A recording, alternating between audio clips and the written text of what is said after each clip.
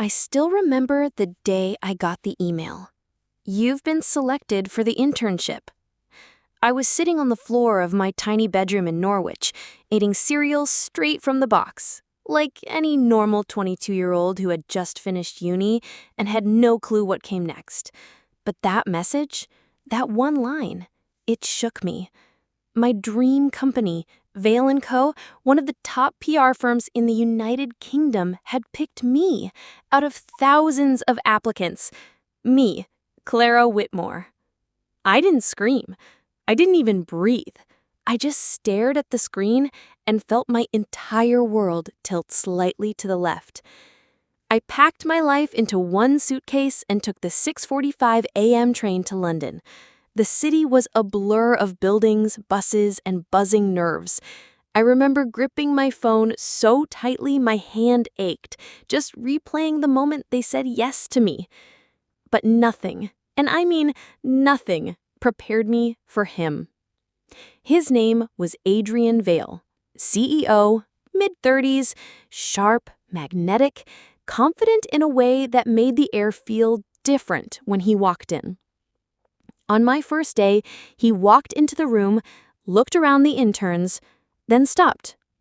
"You're Clara Whitmore?" he asked. My heart practically fell out of my chest. Yes, sir." He smiled. Not the polite kind, the kind that reaches your eyes. "I liked your writing. Bold? Smart?" That moment, it flipped something in me. Over the next few weeks, he noticed me. Always. He'd ask me to stay back after meetings, assign me to high-end projects, invite me into rooms no intern ever entered. I thought it was because I was good. I worked harder than anyone. I skipped lunch, stayed late, kept quiet.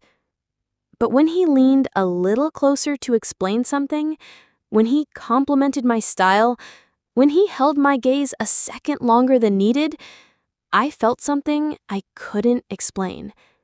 I thought he saw something in me. And slowly, stupidly, I started to feel something for him. They say when someone sees you, really sees you, it changes something inside. That's what Adrian did. It started in subtle ways. He remembered how I took my tea. He'd glance at my notes during meetings and smile, like he was quietly impressed.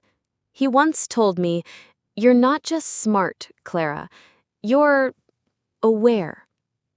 I didn't know what that meant exactly, but I clung to it like oxygen.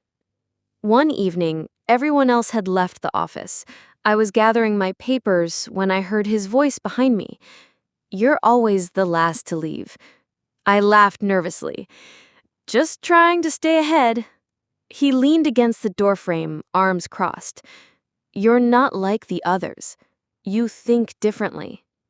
The way he said it, it wasn't flirty, it wasn't cold, it was intimate. Like he had opened a door and was waiting to see if I'd step through. From that day, something shifted. He'd ask my opinion in meetings, my opinion, in front of directors and senior staff. He started copying me in emails I wasn't supposed to see. I felt like I was slowly being pulled into his world. And I wanted to be. One Friday, he asked me to join him for lunch. Not a group lunch, just the two of us. I almost dropped my laptop. We sat at this quiet little Italian place just around the corner. He ordered for both of us, confidently, without even asking. "You strike me as someone who appreciates simplicity," he said with a slight grin. I wasn't sure what that meant, but I blushed anyway.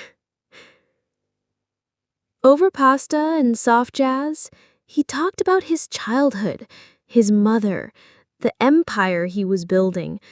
And he asked about me, not just work, but home, my family, my dreams. No one had ever made me feel more interesting or more wanted. I told myself it was just admiration, that it was professional, But I knew better. Something was growing, not just inside me, but between us. And it felt dangerous, but thrilling. I started to notice the way Adrian looked at me when no one else was watching. A flicker of softness in his eyes, a secret smile just for me. Or maybe I imagined it. Maybe I wanted it so badly that I painted meaning where there was none. But no, it was there, real, lingering. One evening, I passed his office on my way out. His door was open. He was standing by the window, his tie loosened, glass in hand. "Clara," he said, without turning, "come in for a moment." My heart jumped, but my feet obeyed. I stepped inside, gently closing the door behind me. He looked at me, really looked.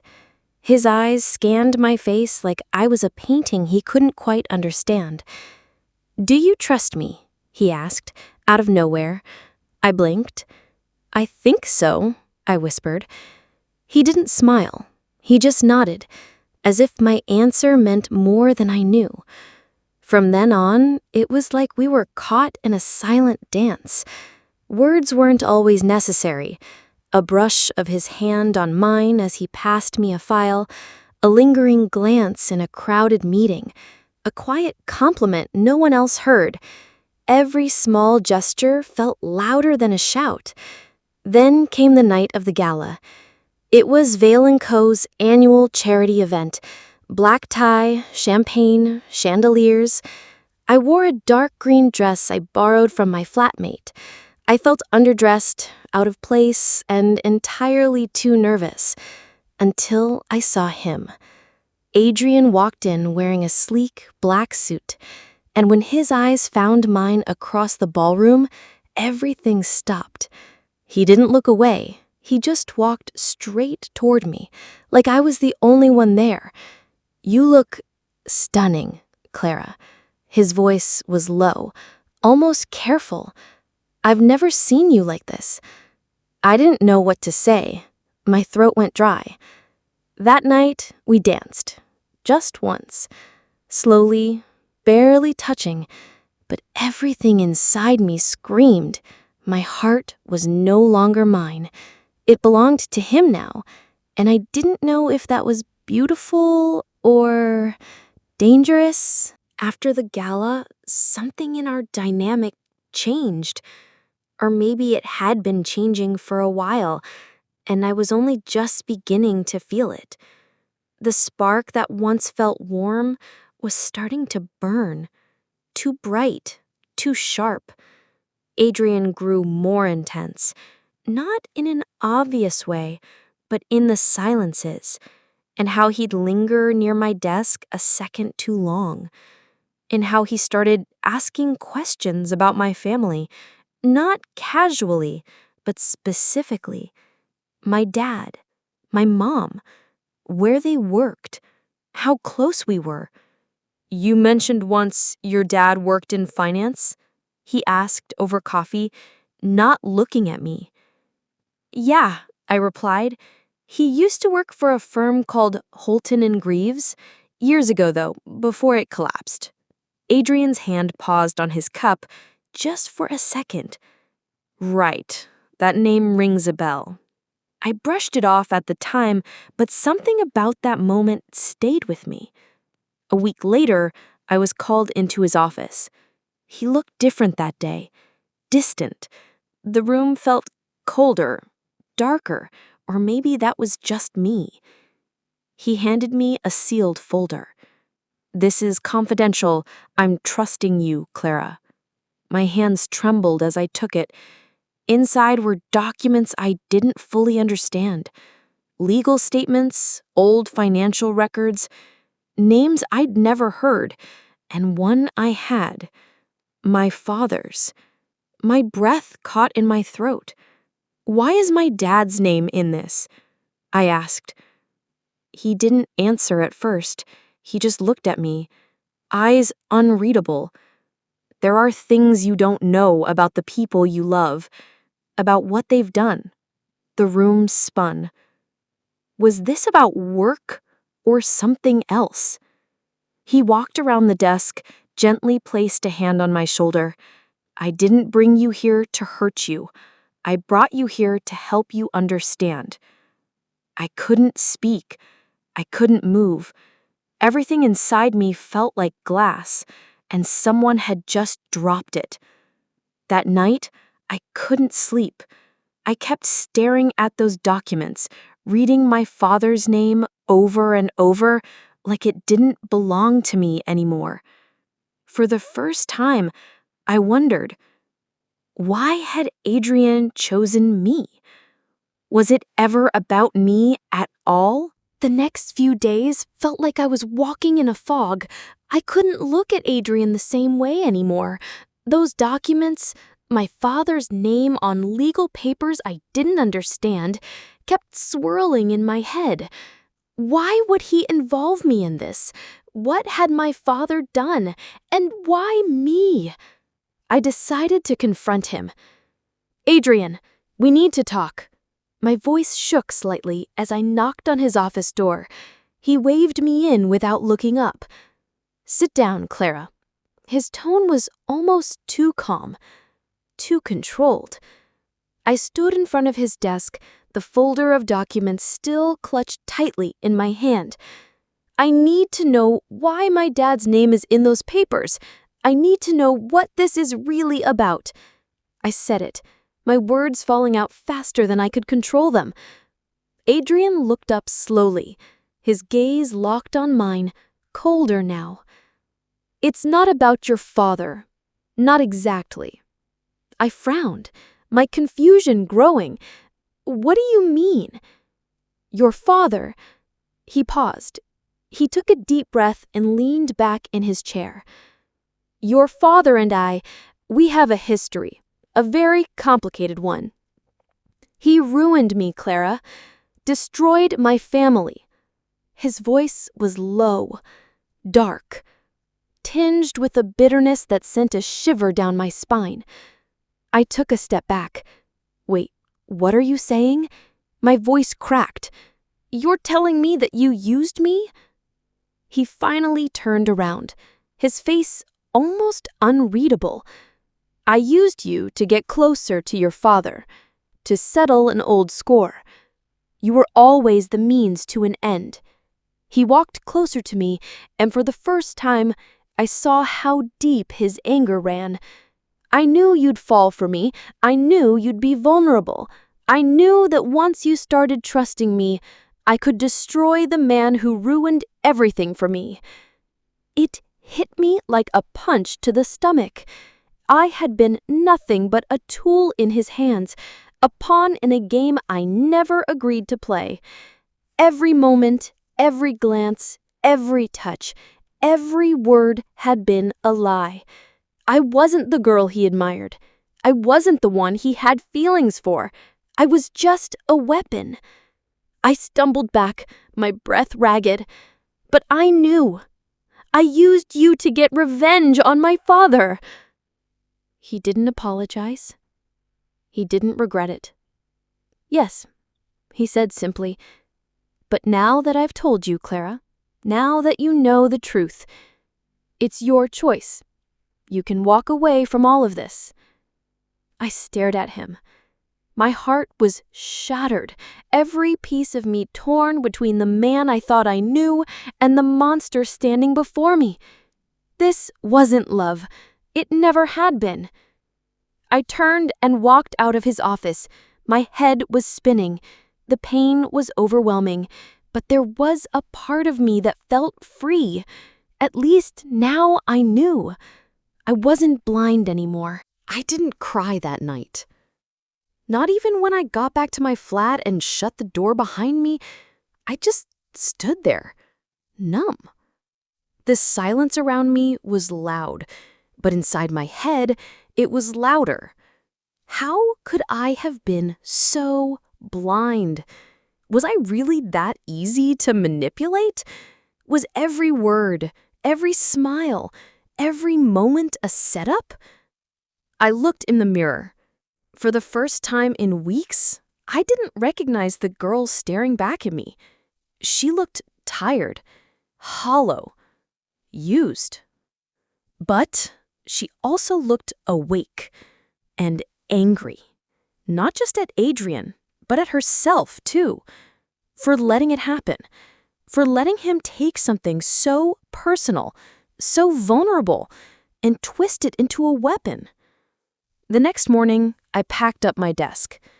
He wasn't there. Of course not. He wouldn't have the decency to face me. But I left him something. A letter. Short, cold. I was never yours to use. I see you now. And I hope, someday, you see yourself too.